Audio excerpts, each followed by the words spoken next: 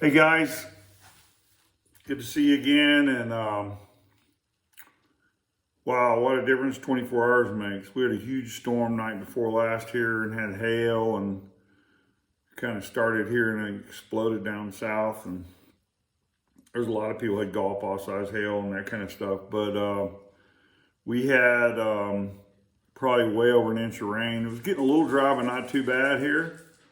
We're pretty saturated. Our ponds are full. The streams are full. You know, it's just answered prayer. Um, but yeah, we were talking about gardening for my dad with Roger and Bobby and I. And, my dad's mom always had this great, gigantic garden. I mean, it was just unbelievable. And every year we go there as kids and you get there and man, I mean, the first place you'd hit, she had 2 or 3 rows, maybe more of strawberries. And as soon as you get there, I mean, my dad and mom, oh, come, cause we wouldn't go hug grandmother Kirk. We would go straight to the garden and start picking strawberries. And she just was thrilled to death. I mean, she didn't care if we came hugged her first. You know, that was her pride and joy, was her garden. And she worked that garden until she was 80 something years old. It was amazing. She mowed her own lawn and dad tried to get somebody to hire and mow her lawn. And she didn't want to do that. So they came out with the electric lawnmower and it had a cord. And there's no telling how many times she cut that cord, but I think Rufus and one of the Walker boys would go over there and fix it for her.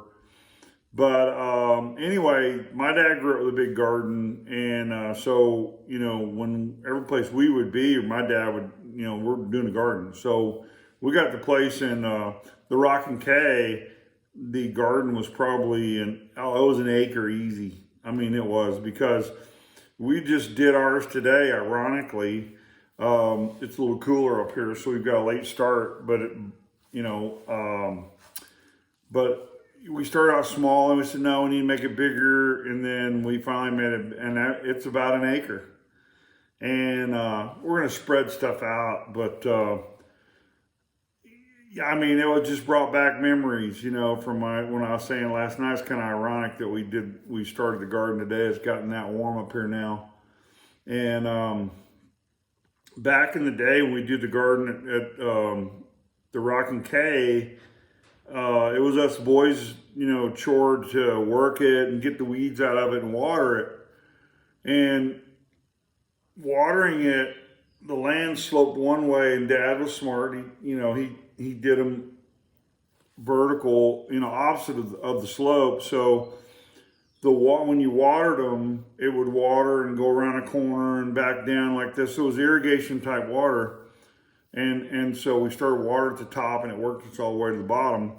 But you always had to maintain it because you had to have dams. And, it wasn't engineered like really good canals. Like we went to Colorado and they had canals up there, and in California too, where they had these huge canals, and they they had them engineered to the max. And I think the Romans back in the day were the masters at that. And but we would start watering the gardens, and I mean, we're talking about every vegetable known to man, especially tomatoes. My dad, I mean, almost a third of the garden was tomatoes, every variety you can imagine.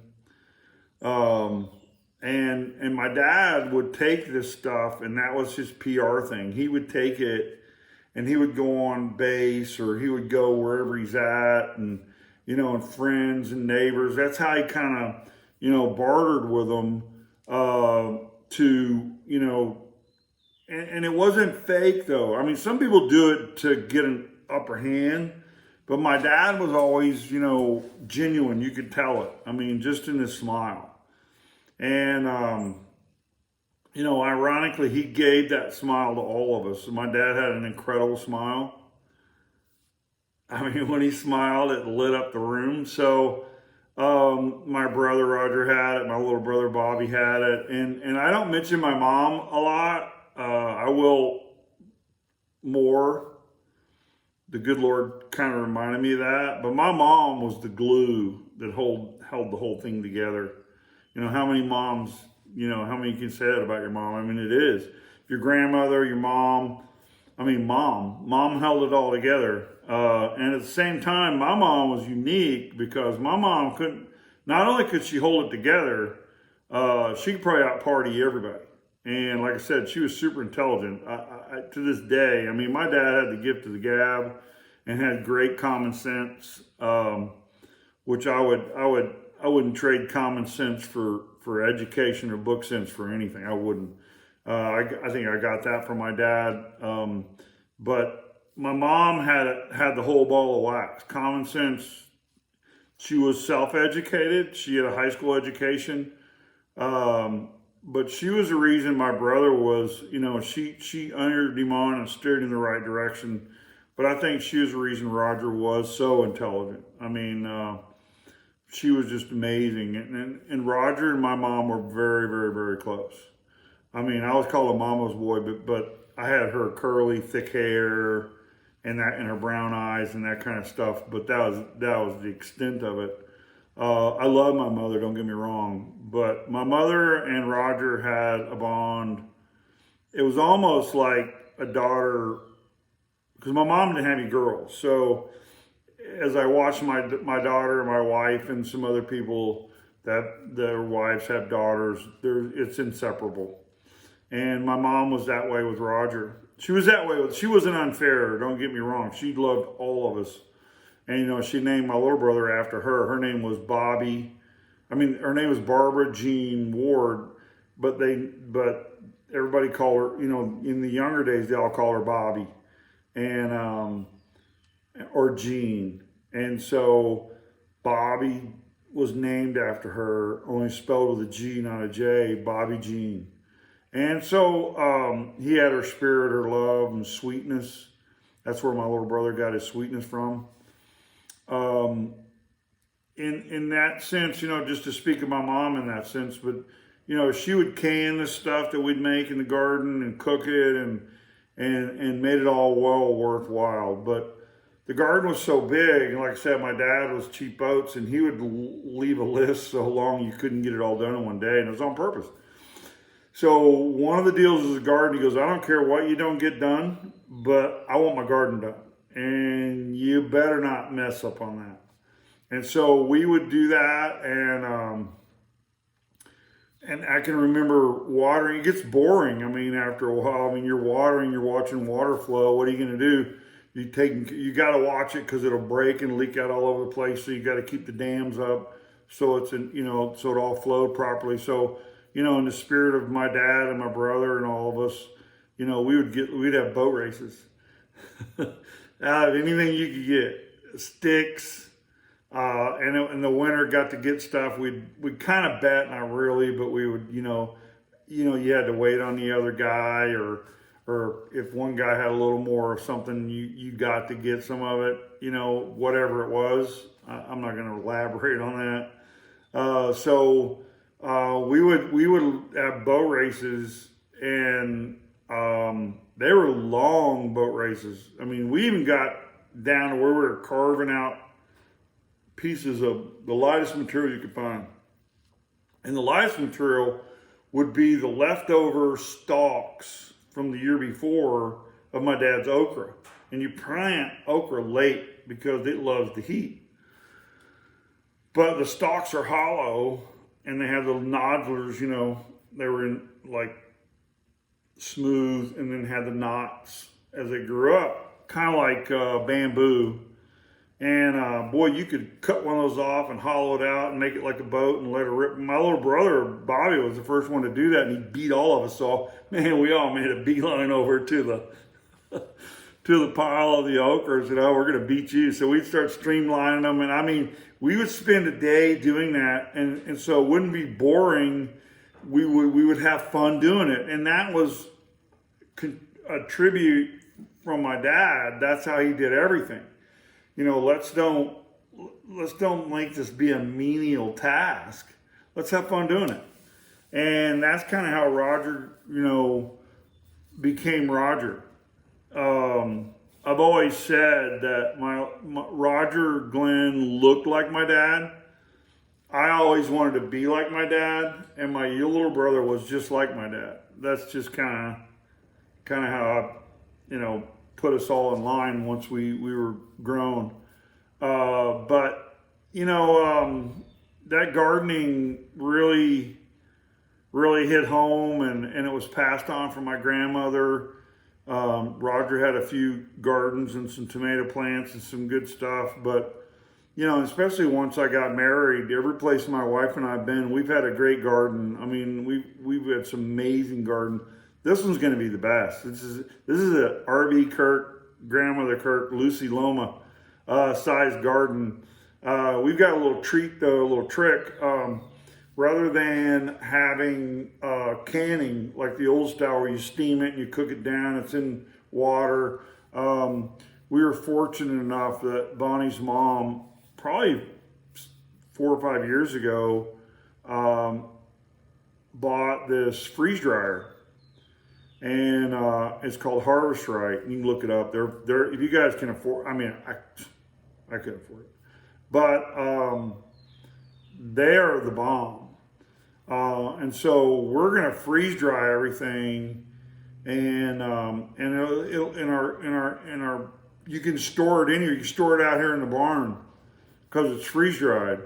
And then there's some of it you got to reconstitute. Like I saw a jar full of scalloped potatoes and ham, and you have to reconstitute that. And then I saw a jar full of sliced, cut up strawberries, and you can just eat them like candy. Any kind of fruit like that. And then you can put them in pies, and you can put them in anything you want. But they last 25 years when you get them sealed. So we're going to do that, and it's going to be one of those learning experiences, but still at the same time we're carrying on. We're only going to, you guys got to know how good you got it. We're only going to go through this, what we're going through, a brief moment.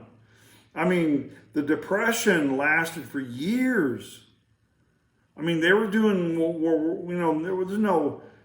it wasn't a lockdown because of some disease, whether it's real or made up. I mean, that's the controversy. That don't matter.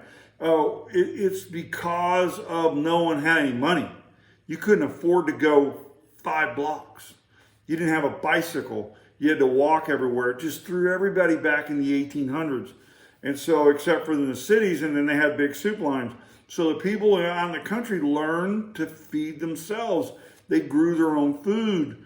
And, guys, that's in a lot of the United States of America. If you look at it, other than the East Coast and the mid huge cities in the mid-range, in the middle of the continent, other than that, it's rural, man. And they still do that. And we're all going to go back to doing that. And I think we should. So with all this going on, and, I regret everybody not being this, but I'm not going to sit back anymore. I'm not. And I'm not telling anybody else to do that. It's no different that if I were making plans to go someplace this weekend, and all of a sudden I had a heavy fever, and I was so weak, I couldn't move, and, whatever, I'm not going anywhere. And I'm not going to be around anybody. That is that simple. If you're sick, it doesn't matter what the media says or the government says. If you're sick, common sense says, you know what, I need to pray about this if you're a prayer. And I'm going to ride this out, and hopefully God will heal me. And if you're not a prayer, you're a common sense person, and you just say, hey, I've lived through it before. I'm going to live through this. I'm going to grind it out, And if you've got underlying health issues, it could be fatal. I mean, that's life on planet Earth. It's not made to be shut down and forced to do things, because this is the United States of America. We have rights. And if you choose to go outside, go outside. It's a gorgeous day today. Why would you shelter in place? Get up and take your kids and your family or go riding for the country. I mean, you're not putting anybody in danger doing that. And it's not the person that doesn't have it. It's the person that does have it. It's that easy.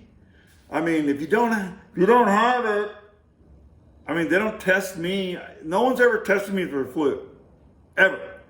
I just came out and said, hey man, I got the flu, been to the doctor, confirmed, I'm staying in bed, I'm staying home.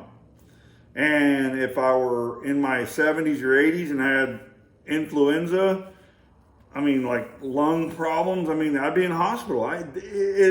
That's always been that way. So and the reason I'm saying this is because I know Roger would be the first one to tell you this, that don't let them or whoever they are tell you what to do. It's common sense. It's that easy. If you come to somebody and want to shake their hand, they don't want to do it, don't force them. I respect you. No big deal. I'm not contagious. I haven't been around anybody contagious. And I don't even know how it got on this, other than that's what everybody's talking about. But I'm telling you, tomorrow, Texas opens up, and we're doing it. I don't care. I'm planning on being there for the Bob Harry Memorial, Memorial Day weekend. The golf courses are opened up. If we can only play 2 at a time or 1 at a time, I don't care. They're not telling me what to do and what I can't do anymore because of some unseen thing. I don't have a spirit of fear, and I never will. So that's my take on that. But, back to the boat thing and the gardening and with Roger, I mean, we made it fun. We really did. I remember one year my dad decided that we talked him into it, like, Dad, how come y'all didn't get this done and that done? So it took us all day just to do the garden. You said that was priority. And he's like thinking, we go, look, next year, please cut this garden in half. Please. Because we had so much we couldn't eat it. You had to give it away. So Dad goes, okay, we'll cut it in half. Now it's just a half acre, which is still by average standards like giant, but it was more manageable. But I remember when he did a half acre, he decided he would put all his peppers on one end. So he did the planting. Now we'd help him, but he'd go, okay, this is going there, that's going here, this is going there. These beds here are for this is for that. I mean, he had all that already worked out. The plants and the seeds were all set aside, and pepper plants and tomatoes were already up and going. And so you didn't do that from seeds; you did it from a plant. And my dad, when we shortened it down the first year, he just said, all right, we're going to plant all the peppers on one row. Say planted a jalapeno, a banana pepper, a bell pepper, a jalapeno. I mean, all in a row. So, I mean, I'm an agronomist now, and I got a little bit of knowledge of back then. We didn't have a clue. I mean, some of you guys already know. We started harvesting, we pull out banana peppers, which is so sweet.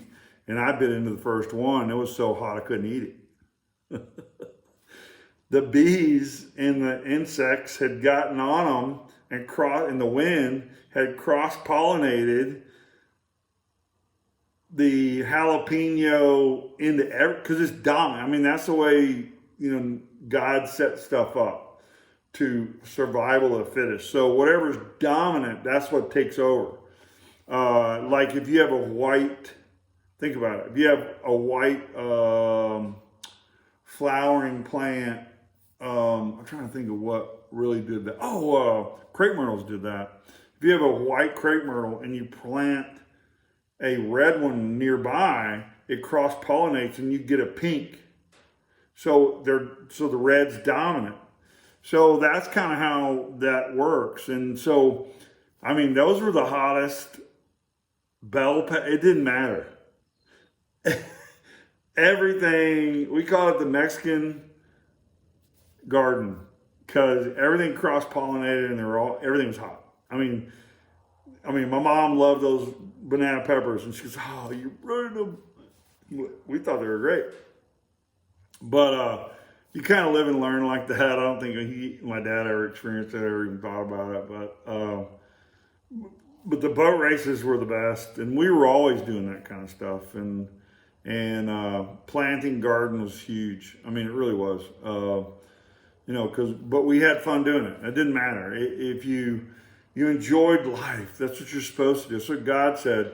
Even Jesus said, "I've come so you can have life and have it more abundantly." You're not supposed to be this woe is me old sinner that doesn't get to enjoy himself. That's the biggest misconception of Christianity there is, that, oh, you die to yourself and you dedicate yourself to God and now you have to live like a nun.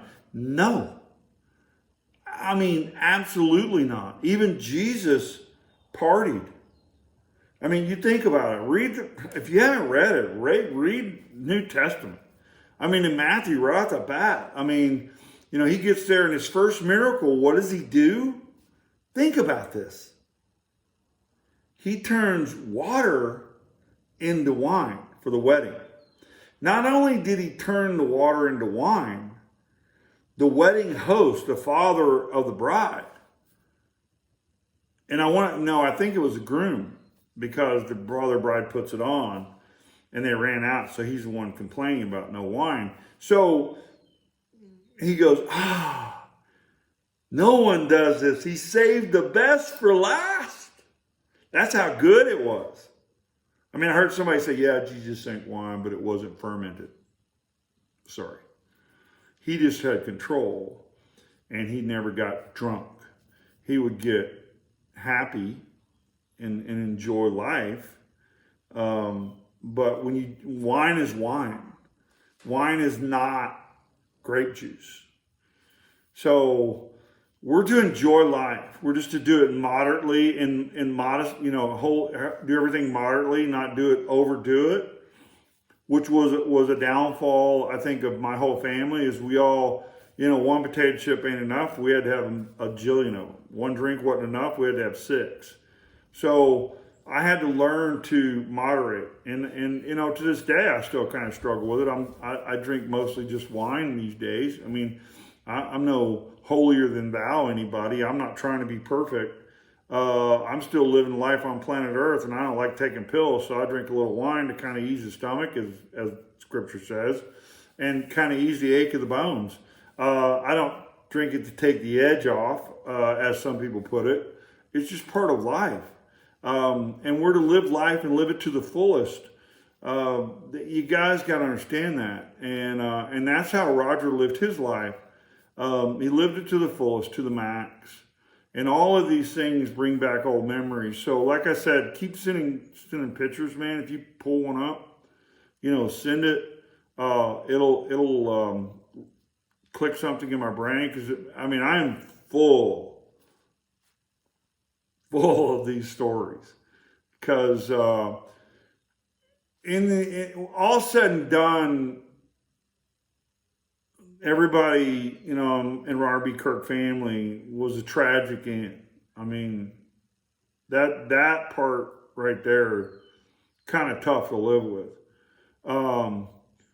But Romans 8:28 says, God takes all things, even tragedy, and turns it to the good of those who love him and do his work. And so before I even knew that or heard that, I always kind of tried to live that way. And so no one knows tomorrow. Don't boast about tomorrow. But I think that what I'm trying to say is, through all the tragedy, there can be triumph. And so I like I say, I'm a firm believer in speaking what you want, what you don't want. I will triumph. I've already triumphed. Trust me. I am triumphant, and always will be. Only by the grace of God, though. I give him all the glory. But someone was saying, and not just relatives, but other, guys, you're taking up your time. It's, you don't have to do this every day. Well, I made a commitment that I would make a tribute to him every day. And to me, this is a joyful thing. This is way better for me than pulling out an album, a scrapbook, or an album, a picture album, and just thumbing through it and going, I'm speaking it. And you kind of, when you do that, you kind of relive it. So it's therapeutic for me, and I enjoy doing it. Even if no one was listening, I'd be doing this. If no one tuned in, I'd be doing this because it's a joy. Not only that, I'm paying a tribute to my older brother, who meant more than he would ever know. One day he will know. When we have that reunion that God promised, he'll know. I can't wait for that embrace. And things are going to happen pretty soon, guys. So start planning for June, because the kids of Roger's children are starting to talk, and I'm on the thread. So we're on this little thread that we're talking about. And I want to thank them for including me on a thread, because they are really, truly, legally his next of kin. So what they say goes, and I'm Uncle Ward, and I'm just, hey, go with it, man. I'll follow. I'm a fuzzy blanket. So we'll roll with this thing. But it's looking like things are opening up, and we're definitely, I'm just, like I said, I like to speak things into existence, man. The first couple weeks in June, don't plan anything, because God willing, we're going to have a celebration in June.